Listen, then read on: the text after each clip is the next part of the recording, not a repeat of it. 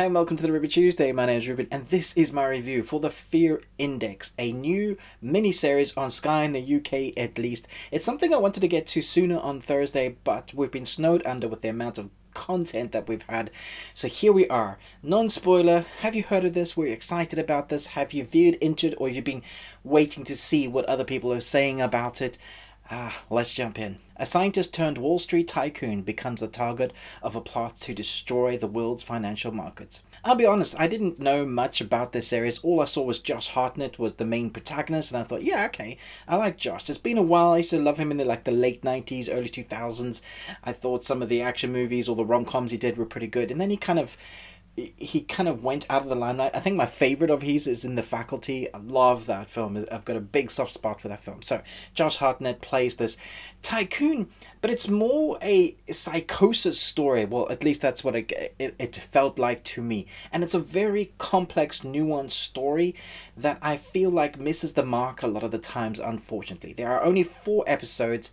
It also leaves us on a kind of a cliffhanger, giving us the impression that maybe we might get a second season, but it's also based on the book, and I can't imagine they would have left bits of the book to have another season, but there's an ambiguity ending that makes you go, I wonder if they're going to carry it on. It's also a proper cliffhanger for one of the characters, so we don't know what's going to happen to some character. I'm going to leave that non-spoilerish for you so you can go and find out. So the ending itself was an issue. And then we get to the score. So I'm just going to give you all of my things I didn't like about it and then things I liked about it.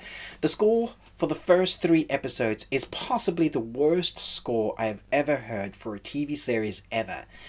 And okay, so let me just put that in conjunction with the right frame of mindset. When it comes to composing, a director or a scriptwriter or the producers will ask a composer to compose something for a series. We want this sort of tone, and then they'll come up with something. Then it's up to the editors and the directors and producers to say, yeah, that is what we want. So this is not me moaning about the composer. This is more how it goes with this series. So the first 3 episodes, it just feel like loud noises. Loud noises! There's a lot going on when it's not needed. It feels like they don't have confidence in what's going on the screen. So it's like dramatic all the time, and you're like, oh my gosh, I don't need this right now. And that's for the majority of the 3 episodes, which is unfortunate because it is pretty tense the whole way through. I mentioned Josh Hartnett's character. We feel like he's losing the plot the whole way through, and we see him degrade in his mental capacity throughout each episode, so that by the time we get to episode 4, we're not sure whether he's the one that is making all the crap up that's going on in his life, or whether it actually is happening, or to some part happening. And so you're always kept on edge as to what's actually happening and who's the bad guy, who's not the bad guy, who's actually running the zoo of this world that's happening to this character, former CERN scientist turned hedge fund. I think he plays Alex Hoffman, and it's obviously based on the book, and I know the book itself is quite complex.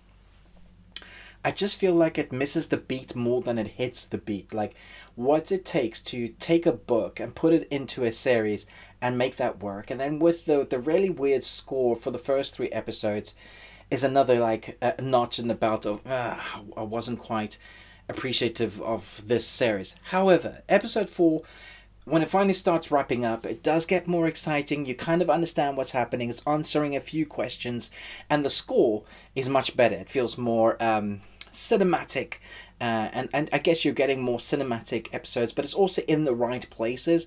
So it just found like they've just found their footing. I feel like this could have done with another couple of episodes, rather than just end it where it is and complete the end, because I don't know that we're going to get a second season for this, which is unfortunate because I like Josh Hartnett in the role.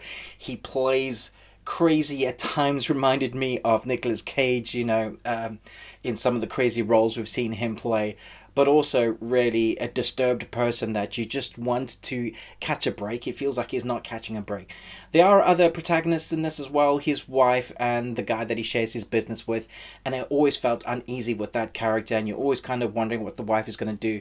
And then there is the head of security, who you think is bad, is not bad, is bad. It shines a light to try and steer away your thought process of hey, maybe it's this person. Hey, maybe it's this person. Maybe Josh Hartnett's character, Alex Hoffman, isn't in fact the crazy person that they're kind of trying to drive us towards. And at the end, you're still wondering, is he or isn't he? And so that's where I'm going to talk about the endings. In my review, I would give this probably 2 3/4 out of 5 Nicolas Cages, because I just don't think it lands very well, but I enjoyed parts of it. So I'm going to talk about the ending now. Spoilers. So the ending of this, we see Alex Hoffman has received 3rd-degree burns to a percentage of his body, 2nd-degree burns to another percentage of his body, and they say the next 24 hours is going to be essential. And so we're drawn into that. We're thinking we're going to be told what's going to happen to him. And then they kind of leave us just on the cliffhanger with that. So we're expecting from that one scene to get another series, because they haven't told it. It's a weird place to leave it if that's where you're actually going to end the story. So it leads us to think, okay, we're probably going to get a 2nd season. And then we go to the server farm, which has been burnt down. And for some amazing reason, there's this blinking light. And for anybody that knows anything about servers, that means there's life there. And I think if you don't know anything about servers, you'll still understand. Blinking light means there's power, and somehow this algorithm that has now become sentient, or so that we're led to believe, or definitely that Alex Hoffman believes, that is still alive, which is why it was able to make them a ridiculous amount of money and then hide itself that they were the ones that are doing that. And so it leads into, again, the speculation of that 2nd season, which is why I think they want one. They've left open doors enough, but didn't quite hit enough to get more of an audience watching this. I don't know. I mean, I liked it, and I could stand to watch more to find out what happens with the story, just to have that complete. But I don't know, because it doesn't have a big audience yet, whether we'll get to see that 2nd. I would love to see Josh pick up what they would do with the burns on his body, how that would look like in prosthetic makeup. So it's a mixed bag.